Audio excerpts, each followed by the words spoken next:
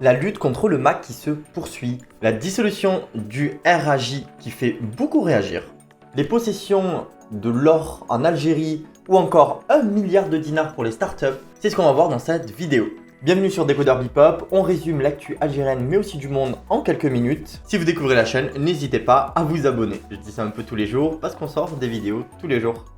La Direction Générale de la Sûreté Nationale a annoncé hier le démantèlement d'un groupe terroriste affilié au mouvement pour l'autonomie de la Kabylie, dans les wilayas de Tizouzou, Bijaya et Bouira. 17 suspects qui s'apprêtaient à commettre des actions armées ont été arrêtés. Selon la DGSN, ce groupe allait porter atteinte à la sécurité de l'unité nationale, avec la complicité bien sûr des partis inférieurs aux idées séparatistes. Des perquisitions ont été effectuées dans les domiciles des personnes arrêtées. Durant ces perquisitions, plusieurs éléments ont été saisis. Des documents ont été saisis, ils prouveraient que ce groupe était en contact avec des institutions de l'entité sioniste, des armes et du matériel de guerre, ainsi que des bannières et des prospectus du mouvement MAC. Lors de son entretien accordé à des médias algériens, le président Tebboune a réclamé l'extradition du chef du MAC, Farhat Mehni, réfugié en France. Donc à voir maintenant comment ça va se passer pour la suite. On passe directement au sujet suivant. En fait, le 26 mai 2021, le ministre de l'Intérieur a demandé la dissolution du RAJ au motif que les activités de l'organisation étaient contraires à la loi 1206 algérienne qui concerne les associations. Le RAJ a joué un rôle important dans le Hirak. Et selon les membres, les activités qui étaient remises en cause étaient les suivantes. Discussion avec d'autres militants et militants au siège du RAJ à Alger, l'organisation de manifestants et l'entretien des contacts avec des ONG nationales et internationales. Selon Amnesty International, ces activités seraient conformes à la liberté d'association et aux droits établis par les déclarations des Nations Unies. Mais hier, le tribunal administratif d'Alger a décidé de dissoudre l'association, ce qui a créé de vives réactions à l'intérieur du pays, mais aussi à l'international.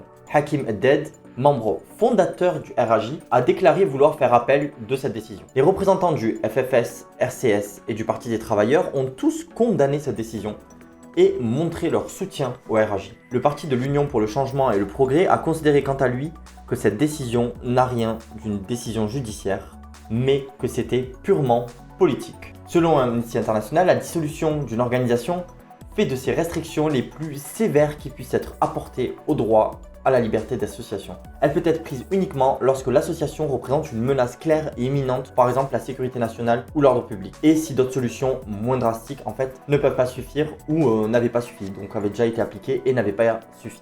Donc vraiment ici la dissolution de l'organisation qui est considérée vraiment comme quelque chose de très sévère. Amne Goualil, directrice adjointe du programme Moyen-Orient Afrique du Nord Amnesty International, a déclaré « La décision de dissoudre le RAJ est une nouvelle dévastatrice pour les droits humains en Algérie ». Donc voilà, en tout cas un appel a été fait et à voir maintenant comment le gouvernement va réagir, à voir maintenant si la dissolution va aller jusqu'au bout. On passe directement au sujet suivant, c'est le Conseil mondial de l'or qui classe l'Algérie parmi les pays les plus importants détenteurs d'or dans le monde. En fait, avec ses 173,6 tonnes de stock en début 2015, la Banque d'Algérie est parmi les 25 banques centrales qui détient les plus grandes réserves. En fait, l'or est considéré comme une valeur refuge dans les périodes de crise. De ce fait, ces 2 dernières années, les prix ont progressé au cours d'environ 22%.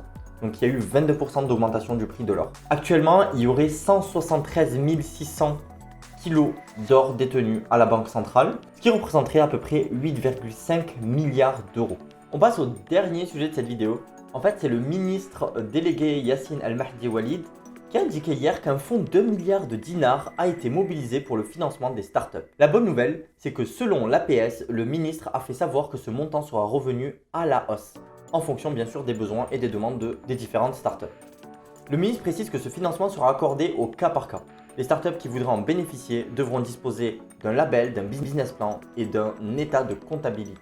Si vous avez donc une startup, vous êtes en train d'entreprendre actuellement et que cela vous intéresse, n'hésitez pas à regarder directement dans la description, on vous met le lien de l'article qui parle de ça. Donc voilà, c'est tout pour aujourd'hui, j'espère que le format vous a plu, j'espère que la vidéo vous a plu. Si c'est le cas, n'hésitez pas à vous abonner pour nous soutenir, pour recevoir une petite notif quand on sort des vidéos. Et si des sujets vous ont interpellé, vous avez envie de commenter, n'hésitez pas donc à le faire dans les commentaires.